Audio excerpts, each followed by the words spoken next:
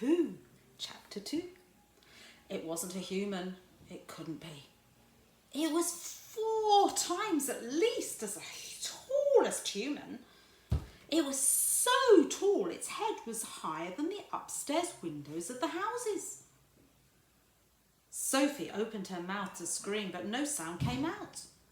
Her throat, like her whole body, was frozen with fright. Oh my goodness. Oh.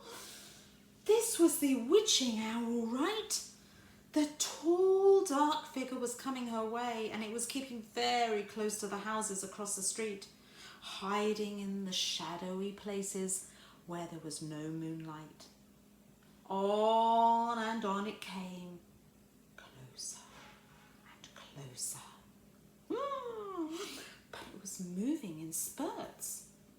It would stop, and then it would move on again, and then it would stop again. But what on earth was it doing?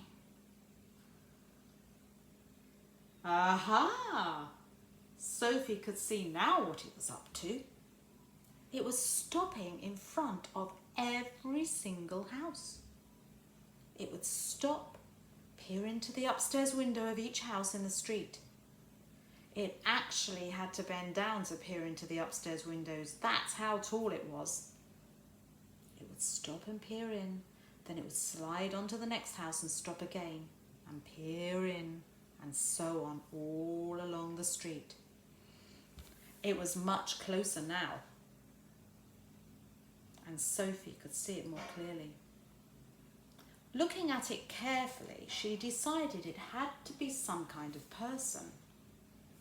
Obviously, it was not a human, but it was definitely a person. A giant person, perhaps. Sophie stared hard across the misty moonlit street.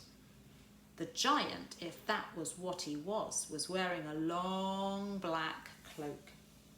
In one hand, he was holding what looked like a very thin, very, very long, thin trumpet. And in the other hand, he held a large suitcase. The giant had stopped now right in front of Mr. and Mrs. Gucci's house. The Guccis had a greengrocer's shop in the middle of the high street, and the family lived above the shop. The 2 Gucci children slept in the upstairs front room. Sophie knew that. The giant was peering through the window into the room where Michael and Jane Gucci were sleeping. And from across the street, Sophie watched and held her breath. What's he going to do?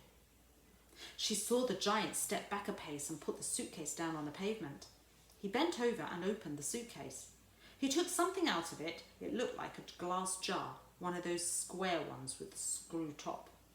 He unscrewed the top of the jar and poured what was in it into the end of a long trumpet thing.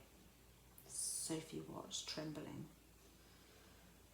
Oh my goodness, what's going to happen now? She saw the giant straighten up again, and she saw him poke the trumpet in through the open upstairs window of the room where the Gucci children were sleeping. She saw the giant take a deep breath, and woof, he blew through the trumpet. No noise came out, but it was obvious to Sophie that whatever had been in the jar had now been blown through the trumpet into the Gucci children's bedroom. What could it be? What do you think it was? And there's the giant, and there's the trumpet, and there's his suitcase. As the giant withdrew the trumpet from the window and bent down to pick up the suitcase, he happened to turn his head and glance across the street. In the moonlight, Sophie caught a glimpse of an enormous, long, pale, wrinkly face with the most enormous ears.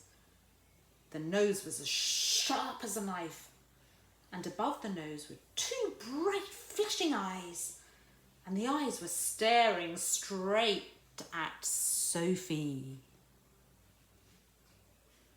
There was a fierce and devilish look about them. Ha ha ha ha.